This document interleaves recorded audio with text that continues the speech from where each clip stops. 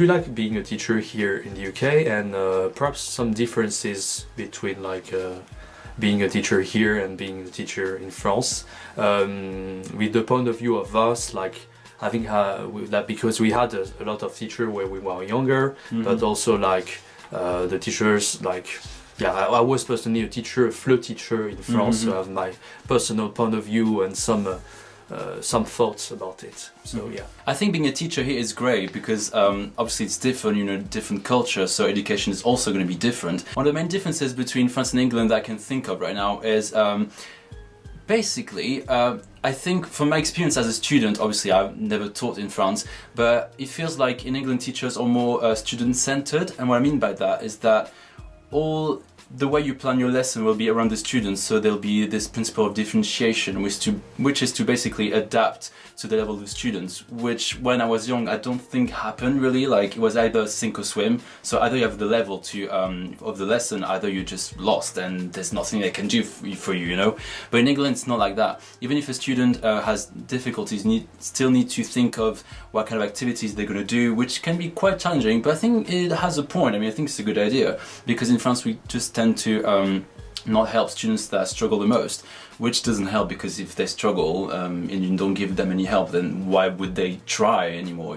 They just give up, I think. Yeah, that's good what you say, because like we can talk a little bit about the education, like the British school system, about the education.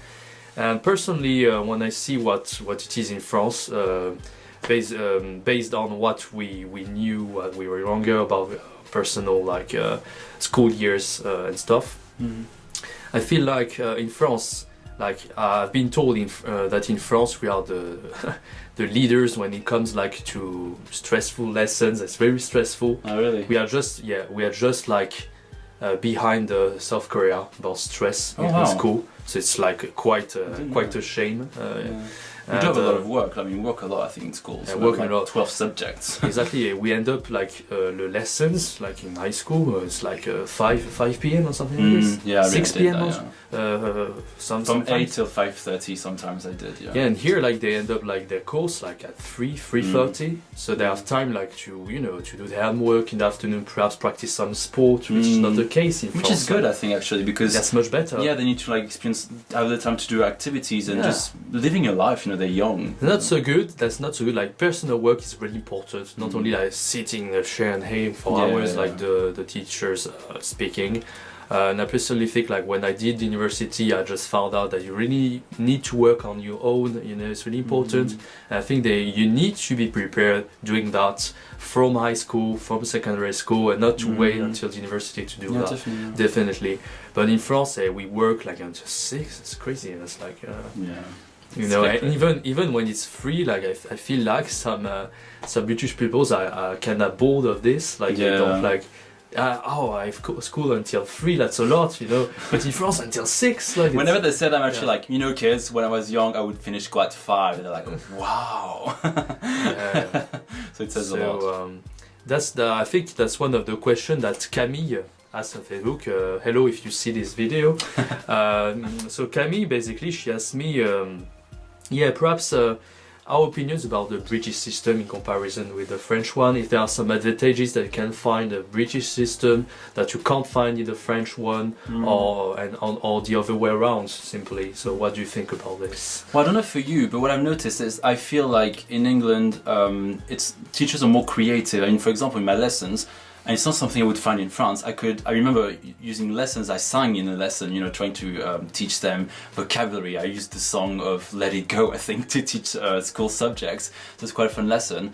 Then you can kind of include some like art as well. You can ask them to draw something, or there's some activities you can do around drawing. So you can use like more creative skills, I think, which is interesting. But I think in France we don't really do that. It's more like textbook learning, theoretical. You listen to the teacher, you repeat, blah blah blah. So it's not as interactive. And it's really like magistral with France.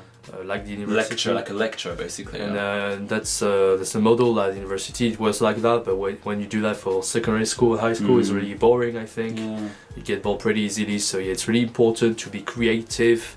to come up with other ideas for your course, like doing music, doing other stuff. And you can in languages, yeah, definitely. And I wish there would be like some, you know, some training about that, because that's not really, that doesn't really matters when there is like, I don't know how it works for the PGCE, but like for the CAPES in France, we don't really train the teachers like to come up with good ideas and to be like fascinating for to the pupils when they follow a lesson. It's more academic, I think, the CAPES. But you know, I did a master's FLE, and in FLE we do focus on how to make a lesson really fascinating, and you know, how to, I don't know, like to be dynamic, and it's really important that the pupils they act on their own.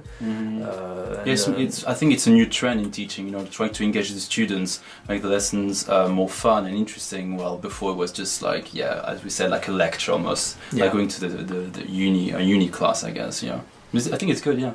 Is there anything else you've noticed about the British system that you like thought was good, maybe? Or for me, I like, as you said, it's quite true. They do encourage pupils every time, and they don't blame them for their mistakes. I think it's the main difference, because in France, when you do a mistake, above all for foreign languages, wow, you're so bad, your accent is so bad. Even obviously, it's not the case everywhere. Like university, as everyone wasn't so good when it came to speaking or like practicing your language skills. It was okay, but I do remember when I was in high school, or like even after, like in high school, when someone was bad in German, for instance, everyone would say you're so piece of trash because you can't say a word in German, and you've been like learning it for 4 years.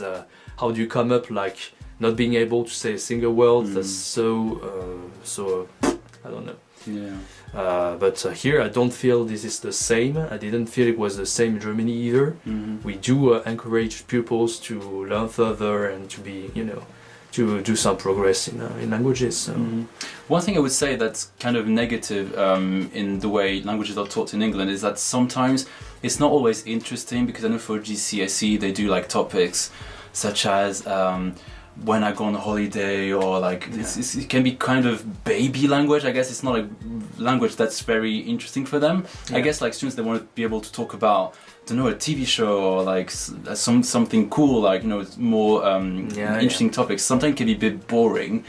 So it's not perfect, obviously, you know, I think. Sometimes it can be too academical, I would say. Like they follow the rules that are like that they're bound to follow, but like you need to talk about your family because it's important, like pour la survie, would say in French, like survival. Yes.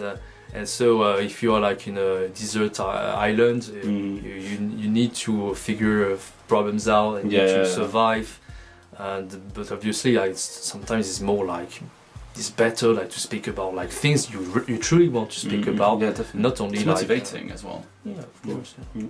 Another thing actually I would say that I don't really like, I guess, about the English system is that like there isn't a lot of grammar, which is an issue for me, because as a linguist, for me, I don't see how you can speak a language without grammar. Having said that, it is possible to speak a language without grammar. You know, it can make sense without grammar. But at the same time, you know, I think it helps to have a bit of a good grasp of grammar, I think, though. So I think they should do ideally a bit more grammar, but that's my opinion. Especially in French. French is quite a grammatical language.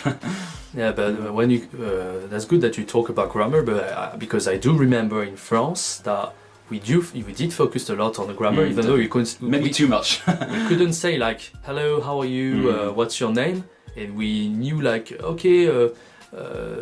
Present perfect, that kind of stuff. Auxiliaries. We don't give a fuck. Like really, when we are in secondary school, we don't give a fuck about present perfect. You need to be. We talk too much about linguistic, and in secondary school we are like babies. We don't give a fuck about like the terms and the names of the things. When you're in university, that's fine, but otherwise, like it's way too early to talk about grammar. I think we need to slow down on that, or like kind of tone it down. I know. Then again, I do compare with FLE, because in FLE, FLE, the masters I did, we do focus about like pragmatic. We call it like compétences pragmatiques.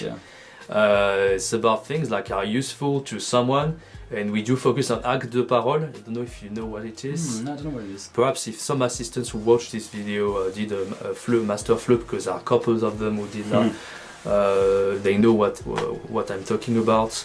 It's like acte de parole is like, you know, the things you should be able to do in order to survive, as I said. So like you go to a boulangerie, how do you say? A bakery, yeah. Bakery, yeah. Bäckerei. I was like mixing up with German. Bakery. Bäckerei in German. Like, yeah, you go to a bakery and then you ask like the boulanger. I think it's speech act in English. Speech acts. I remember that expression. Yeah. So you ask request. Basically, you as a customer, you need like to order a baguette or something like this. It's really important, and you should be able to do that. It doesn't matter if you say me want baguette, doesn't matter as long as you're able to deliver a message. That's one important, and that's the compétence pragmatique, compétence discursive, whatever it is. Like acte de parole is what we work on FLE, and the grammar is not important at first. It can be important from A to B1. You start ready the grammar, but before it's not relevant. True. Oh, let's move on to the Kevin. What are the things about the British culture that you prefer? What things in the French culture do you prefer in comparison to the British one? I mean, I wouldn't generalize because I only live in Brighton, and I know some people that watch this might not agree that I generalize because England is quite a diversified culture, I think. But what I like about Brighton, which is where I live, is the fact that Brighton is quite an open-minded city. So, for example, like LGBT people are quite accepted. Like no one will give a shit actually if you like holding your boyfriend's hand in the street or something like that, or like you can dress the way you want. I mean, for example, you can also speak like the language you want. No one will like kind of judge you. But in other countries or in other cities, people might just like give you the looks and be like, "Oh, why is this?" or like kind of make you feel uncomfortable. There's something I quite enjoy. Something else that I enjoy, and that's because I'm a food lover, is the fact that vegetables and fruits are much cheaper than in France, which is a big deal for me. I don't know if you agree with this, but I feel like in France bananas are like €2.50, but in England they're like 70p a kilo, so it's a big difference. There are some products, definitely there are some products that are cheaper here in the UK in comparison with France. We're gonna talk about it because I was quite surprised when I found out about this, but the price of the fast foods here are so cheap. It's crazy. Like McDonald's, like you can have the whole menu like for £3, but in France, like for the same thing, it's €10. Like it's 3 times. It's crazy. More expensive. I do tell you this. You have to trust us because it's true. Really, £3 you can have like the maxi best of. And I don't like. Sometimes like because of the price, I gotta get around to eating much more fast food like I did in France because I can spare some money because of this. It's quite impressive, really. It's better value, definitely. Wow, that's crazy. Yeah. So, what type of food do you like? What I like in England, I like gravy. I don't know if you've tried gravy. It's like the sauce you pour on the meat and stuff. Is it the sauce like we do use like for Sunday roast? Because like when I eat at the restaurant in schools, they do put like some brown sauce. I think that's on gravy. The meat. I think it's this one. I really like it. I think it's nice. Yeah, that's okay. And they put it separately from time to time, so you can feel free like to add some gravy. You can just add to your food. I quite like it, I would say. Anything else? I like crumpets as well. I mean, I mentioned that in one of my videos. It's like basically, I don't know what to describe it. It looks like honey hive. Like that's how you describe it. That's this thing. I never tasted so far.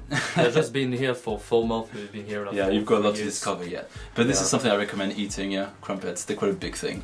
You can have them with butter. You toast them. It's kind of like a toast but pancake at the same time, I guess. What about you? What are the things you like? Eating, maybe. For the food, obviously I think I do prefer the French one. I mean, come on. I quite like the fish and chips. Honestly, I never like got around to eating that much before. So I do think it's okay. I quite like it. I don't like fish and chips. It's weird. Like the first time I tried it, like Maybe it was well, a cheap one. It has to be well prepared because Maybe, you yeah. don't have any sauce with it. You know, Well, no, it wasn't the sauce. It was just like I tried to eat it. It was so greasy. It was like, oh, it was gross. I just threw it away, and then never tried fish and chips again. Well, I did a little bit, but you know, not that often. The only thing with the fish and chips is that you don't have, if you don't have any sauce, it's totally tasteless. Sometimes that's the case. I do it like a hot dog sometimes, and they don't add the sauce with it, and it's totally tasteless. It's disgusting. Yeah. But if you have a good good fish and chips, sometimes it's totally worth it. You make me hungry now. Thank you for that.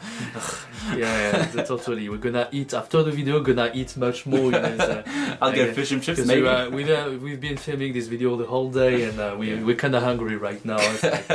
Yeah.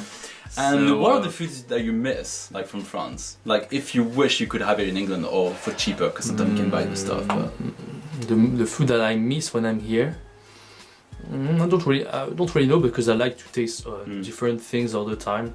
But I have a friend, she may be watching this video, called Leah, and she's an assistant. She lives here, so really close to where I live. Should have come over. She could have came over. And she like she miss she always tells me that because when I meet her actually, and she says that she like quenelle, and she can't find it in the UK. Quenelle. She says, oh, I really want to eat quenelle, but there's no quenelle. I did all the stores here in the UK, I can't find it. That's a shame. Yeah, you know? I've never seen it. No. Yeah, and that's quite like a weird request, you know, because like. It's not as if like you were saying I want some foie gras or I don't know, that kind of stuff. You know, I have some pupils, they weren't even aware that foie gras did exist. It's not like for Christmas, I did like a course about Christmas, and I told them at the end, do you know foie gras? Do you like it? What's foie gras?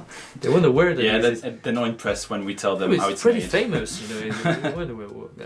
But yeah, so quenelle, she said, and perhaps other stuff. But you know, sometimes you can have some specific things that you can't really find here, or you can find it in special stores, I guess. Yeah. Waitrose, you can have some French food sometimes. That's true. Expensive. That's why I come to Waitrose more often. That's why, yeah.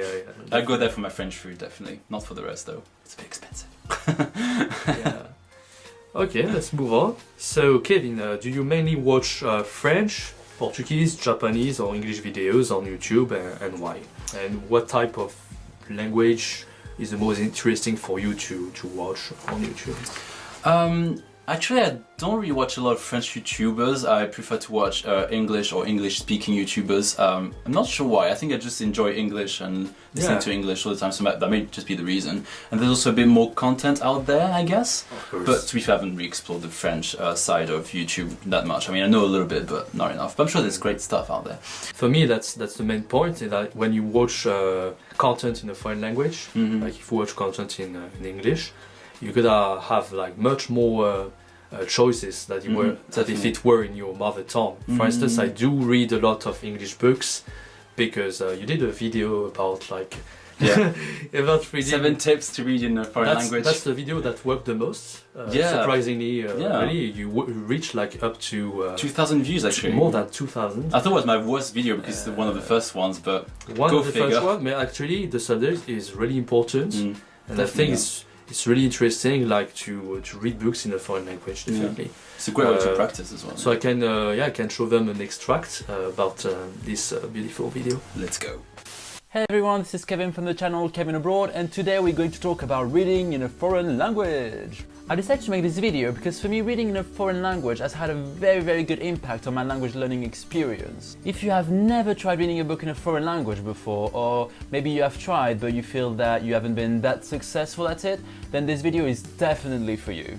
Before I get started on giving you some tips on how to go about reading books in a foreign language, I'd like first to give you a few reasons as to why we should bother reading books in a foreign language in the first place. A great advantage is that when you read a book in a foreign language, you're exposed to a lot more vocab than you would be if you were just simply having conversations with native speakers, for example. Also, as you read more and more books, you'll be exposed to a lot of vocab in context, which is quite useful when you want to know how native speakers use those words, right?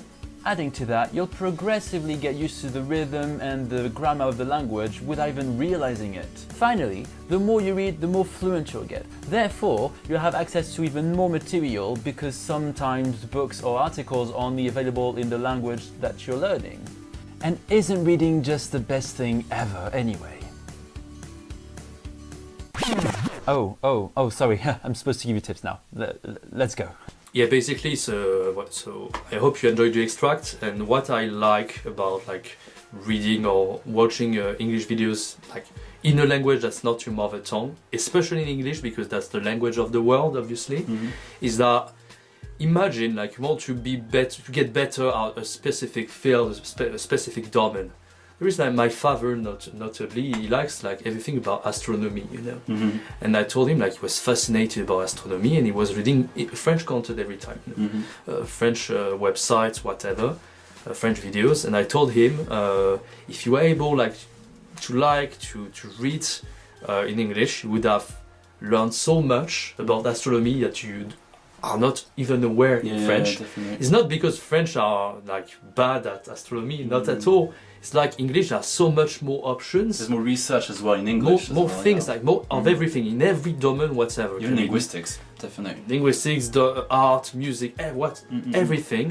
And so you're bound to find out more interesting content about what you need to watch, see. And then, like for me, I wanted to get better at doing videos. I did watch videos in English about it. I did read a little bit of English books about it, and I got better over time because of it. And yeah, and whatever it may be, like can be psychology. I like psychology personally, you know, and yeah, whatever it may be, you get better at it. And I was talking about it with an assistant when I was in Manchester, because he's not like keen on practicing English so much and or reading content. And I told him like you could learn so more, and you know you could enjoy like doing appreciating things of life and getting more knowledge in the subject if you're not improving in this subject, for instance. Yeah, and the good thing as well about reading and watching videos, same thing, is that if you like psychology, astronomy, whatever it is, then you can use videos or books to even work on your language skills while doing something you love. So I think that's why books and the internet now is great to like practice languages. I think you should do that. You know, if you practice languages doing something that is actually interesting to you, that's like double win, I think. Yeah, and I remember like there's my brother who is fascinated, like he's fond of fishing, you know. He did work in a fishing company. Yeah, you told me that. I think I told you, and there was like fishing for dummies in English, and there is a la pêche pour les nuls in French. And you just typing on Amazon, simply that, you could bump into a book with 1,000 pages about fishing. Everything you have to know about fishing. You read simply you read this book, you're like a killer about fishing. You know fishing everything. master. And in French, like it was like a book, like a very small book with no content. Like in 1 hour or two, you had perhaps the basic about it, but les nuls and dummies is like the translation for les nuls, and you have so much more content. It's so much more interesting. That's one of the main advantages, I think. Well, one of advantages of learning English, that you access much more resources, videos, films, text, like written sources, like that stuff. Like it's great. It's great language to know. Exactly.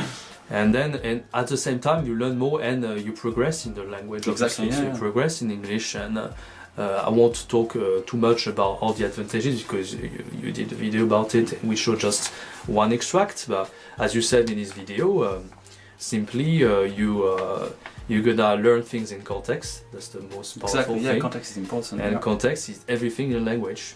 You're not even aware of using the words you use, or even the intonation, pronunciation, everything you hear like on the street, on books, on TV, everywhere, with the musics. Musics are really good to learn language. For me, music, well, it's one of the most powerful tools to me. I even did like a dissertation during my PGCE about like the use of music in the language classroom. So music is good. Listen to music. So last question then. Last and not least. Shall we? Yeah. It's about our future projects. So do you have other projects in the future about YouTube, about whatsoever?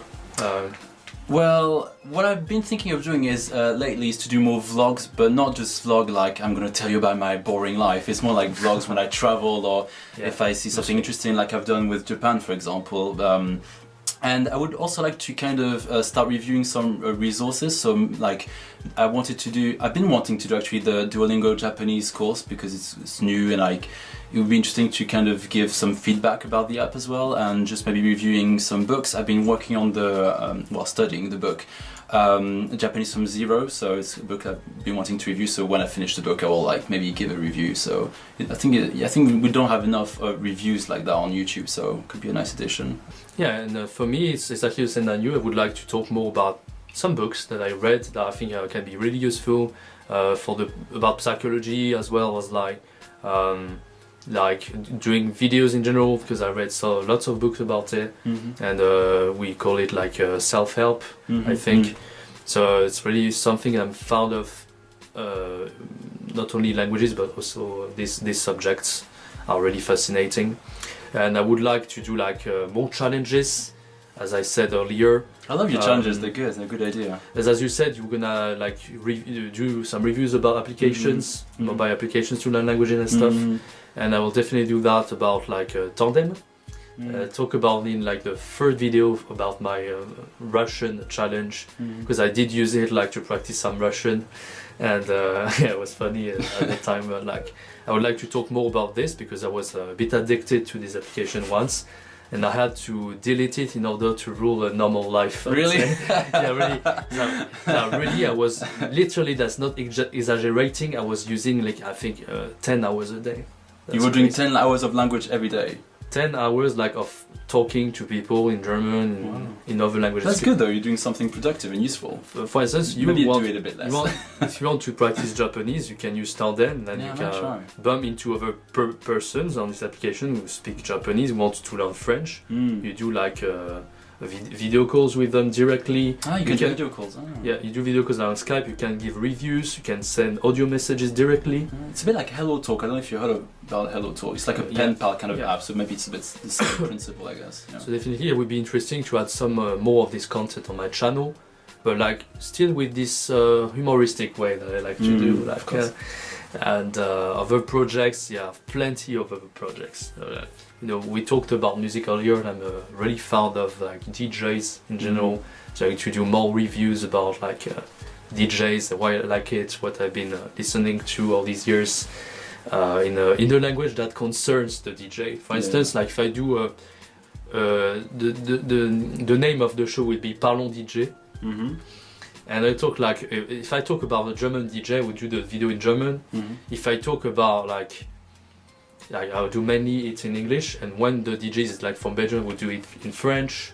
And I thought about like, because I started Dutch as well at one time, I thought about like doing some videos like Parlons DJ in Dutch one day, you know, because like so many DJs speak Dutch. Yeah, it's true. Mainly Swedish, because they are from Sweden, most of them, and then Dutch is the second most popular nationality for DJs. So yeah, definitely feel free to subscribe to my channel. Follow all of these projects, and feel free to subscribe to Kevin's Abroad's channel. Actually do that now, like right now. By clicking on the link on the description. It'll be somewhere on the screen. By the way, I will have all the links about the videos we talk in this video, and everything like related to the video, about like you know, like the applications, that kind of stuff. I will add all of this in the description. And if you have any questions, please ask us in the comment section. It's there for that, I guess. So that was quite a long video. I don't know how it lasts, but we did it. So I was really happy to welcome Kevin, Mr. Abroad, at my place here in London. I hope you enjoyed this experience with me. And I very much did. Thank you for having me. Yeah, you're welcome. So I was quite happy. We're gonna do other projects together, I guess, in the future. It's really interesting, really and doing a video in English is always interesting anyway. Yeah, I think one of the goals of my channel was to kind of connect with other people that like languages, so I'm glad we did that. It's great. And of course I send this video, I try to send it to the CREP if they are interested in watching it, or as well as other organizations, perhaps like Erasmus or that kind of things. Thanks for watching this video, guys, and I hope I'm gonna see you in the future. See you later. See you later. Ouais, on l'a fait. Wouh.